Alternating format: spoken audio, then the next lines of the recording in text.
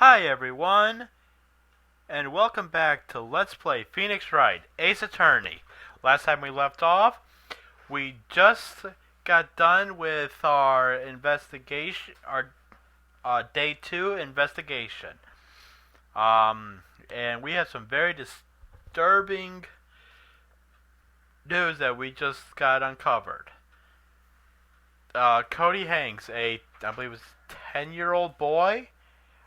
He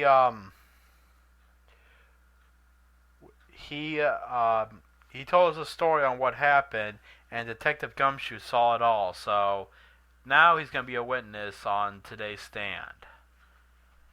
Anyways, let's continue. Day 3, trial.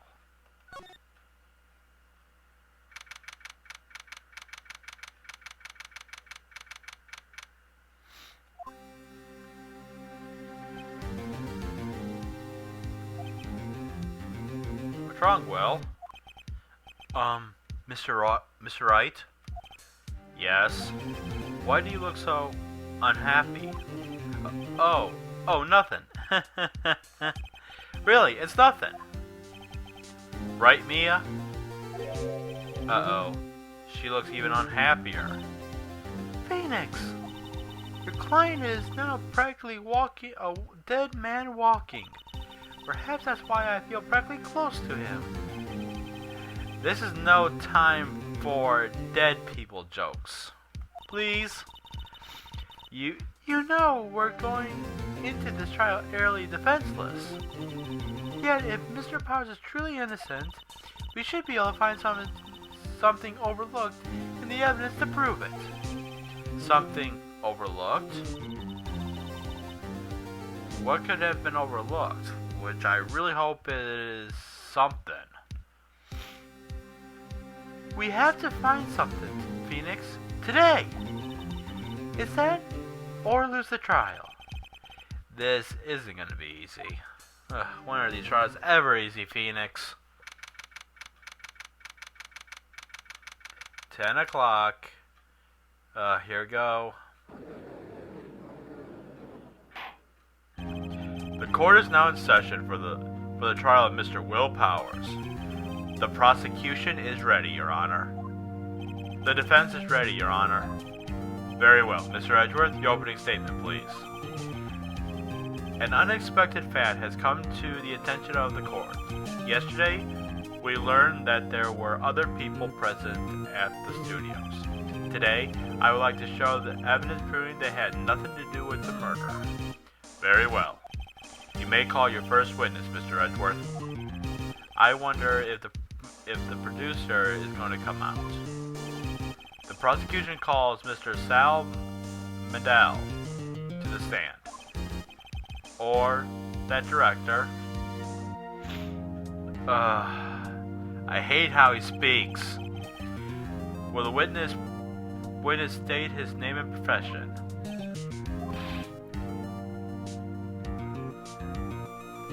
How rude can you get? You don't know me.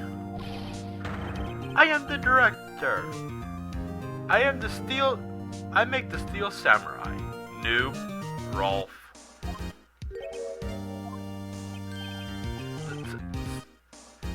Sal Mendel. I am the director. I'm a director. Television. Where are you at?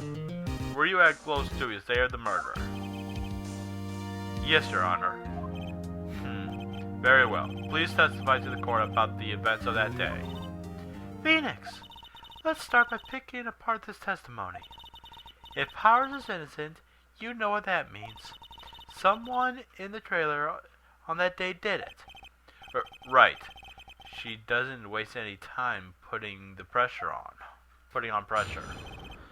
Got that right, Phoenix. That's Mia for ya.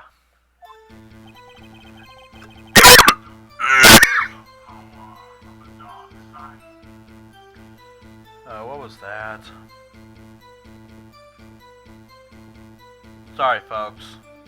I'm just... Okay. That's nothing, folks. Sorry about that. I was at the studios from around. Sorry. Why can't I not keep the same voice I had for when I did it? I know that's not the voice.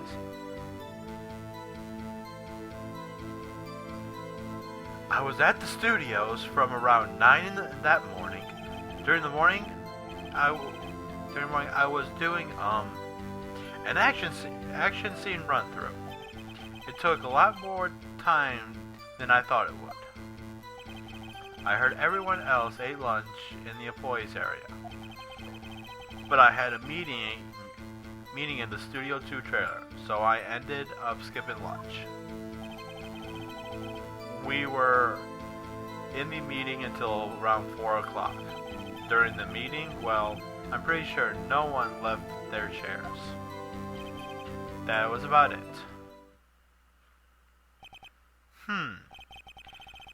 The time of Mr. Hammer's death was 2:30 p.m. And according to your testimony, you were in a meeting at that time. Mr. Wright, you may begin your cross-examination. Yes, Your Honor. Well, there is one thing that's bugging me. He said... employees area. He did say... Didn't he say yesterday, the day before, that no one... that they ate their meat... that they had, Shit, I did not mean to do that. Phoenix! If his ally holds, Powers is finished. Press him hard as you can and find out where he's lying. Right. Oh, I already know where he's lying. Let's see.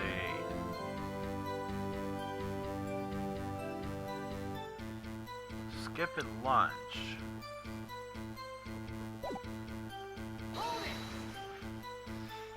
So in the end, you didn't eat? Yeah, no steak at least.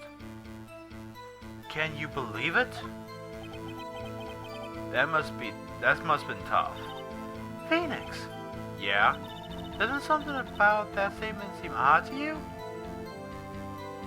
Yeah, it's contradictory.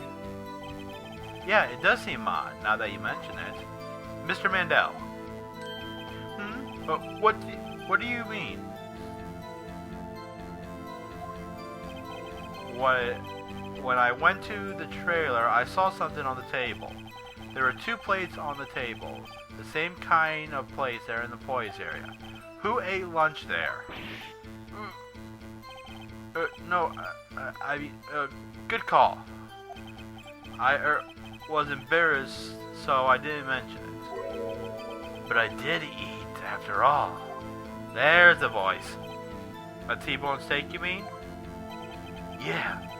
Well, I mean, the assistant went through all the trouble. I brought it to the trailer, thinking I could eat it later. Clearly a man who likes to eat. I suspect as much. So, when did you exactly eat it? We took a break during that meeting. I wolf it down, then... A mental image I will carry with me to my grave. Ugh. Yeah. Wait a second. If they took a break in the meeting, that's a contradiction to his testimony. I'll press him on that one a bit more. Okay. Yeah, I know. Pressed him on the wrong. I went too far.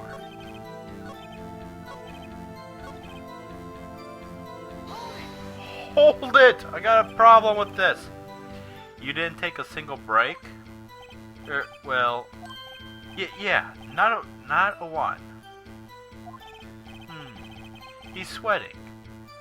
So much about, I wonder. If only I had an idea. Wait a second.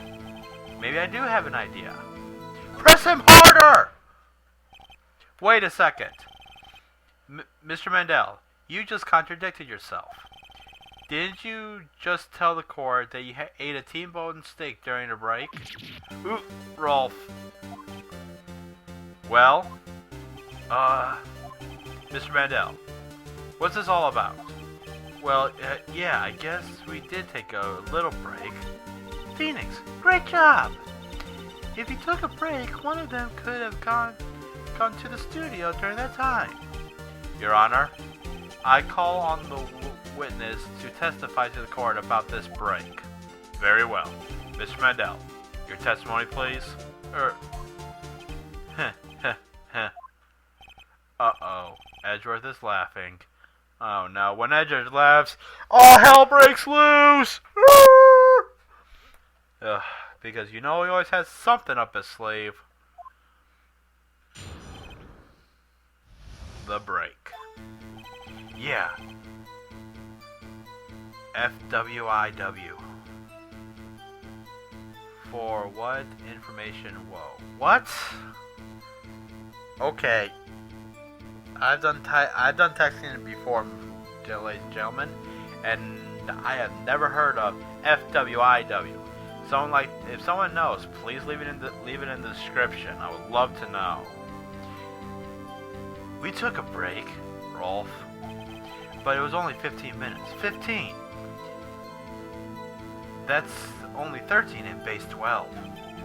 Not enough time for someone to, say, commit murder in Studio 1, LOL. That's just only enough time to eat a T-bone steak, if you ask me. Okay. I don't think it would even be enough time for that. But that's just me. Very well. You may begin the cross-examination.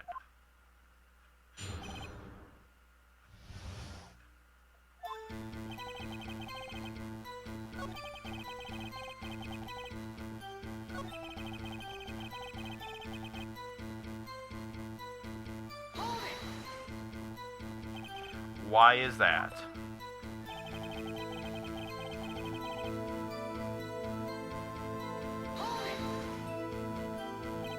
I have to say, you look like a guy who gets through his meals pretty fast. Well, I was facing a cold, slightly chewy T-bone steak. Even I have to take my time eating that kind of food, LOL.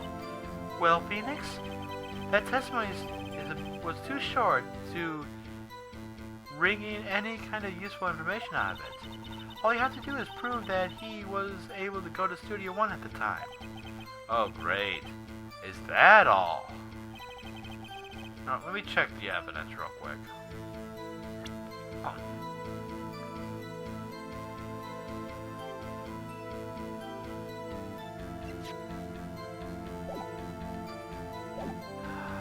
Let me go and press him a little. What time exactly did you take this break? I say it was around about 2:30 or so until 2:45. 2:30. That's the time of death. So he could have gone to Studio 1, killed Hammer, and come back. I guess it's possible time-wise.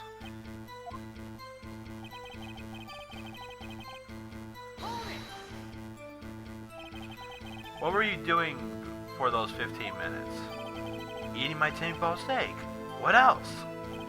There were two plates on the trailer table. Oh right, the other one was Diva's plate. Diva Weska, the producer.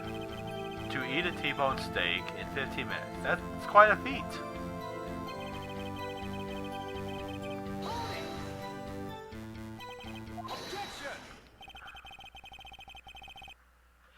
Haven't we had enough of this pointless line of questioning, Your Honor? The testimony to this point has made one certain fact painfully clear. The person in the trailer had nothing to do with this murder. It was impossible for any of them to go to Studio 1. What? Something wrong, Mr. Wright? Surely you aren't suggesting one of the people in the trailer went to Studio 1. Well, Mr. Wright? Phoenix, this is critical. Think about it before you give your answer. claim someone from the trailer went to Studio One? Actually, no, it's really impossible. Because if the monkey head was in the way, there's no one could get to it.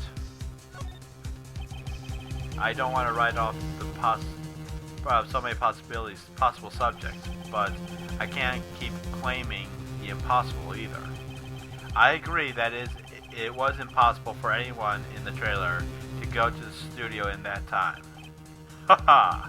I thought you might be thoughtfulest trending on thin ice again. But I see you had at least an inking of truth. What do you mean, Mr. Edgeworth? It's quite simple. The breaking in the trailer meeting came right at the time of death. However, the path from there to the scene of the crime was blocked. The fallen Mrs. Monkeyhead barred the way.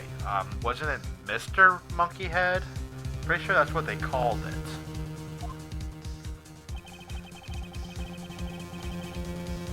Let me check something. Yeah, it's Mr. Monkeyhead. At around 2:15, a strong gust of wind knocked off the studio's mascot's head. Ergo, when the people in the trailer took a break at 2:30, the way into the studio was blocked. Blocked by Mrs. Monkey's severed head. It's actually Mr. Monkey, but Edgeworth has a point. And somehow I feel no desire to correct him. I believe we have seen enough evidence. I would like to relieve Mr. Mendel from the stand. What? It's over! Very well. The court's opinion on this case is as follows. We have found that there were several other people in Studio 2 on the day of the murder. However, this is also clear that none of these people could have gone to Studio 1. They therefore have no relation to this case. Furthermore, with regard to the photo of the Steel Samurai, given the size of the costume, no one other than Mr. Powers could have worn it that day. All that is lacking is decisive evidence that he is the one who did it.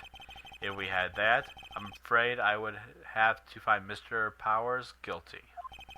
Your Honor, the prosecution is pleased to announce that we indeed have decisive evidence, a witness.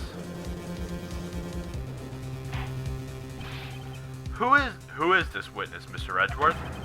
My witness saw the very moment when the Steel Samurai skewered the victim. Order. I will have order! I see. The court will take a 10-minute recess, after which we will hear your witness. The court is adjourned for a recess. Well, folks, I think that will actually do it for this part. In the next part, we will continue the court and hopefully get our client not guilty. So anyways, folks, thank you for watching, and tune in next time for another part of Phoenix Wright, Ace Attorney. See you later, and have a good day.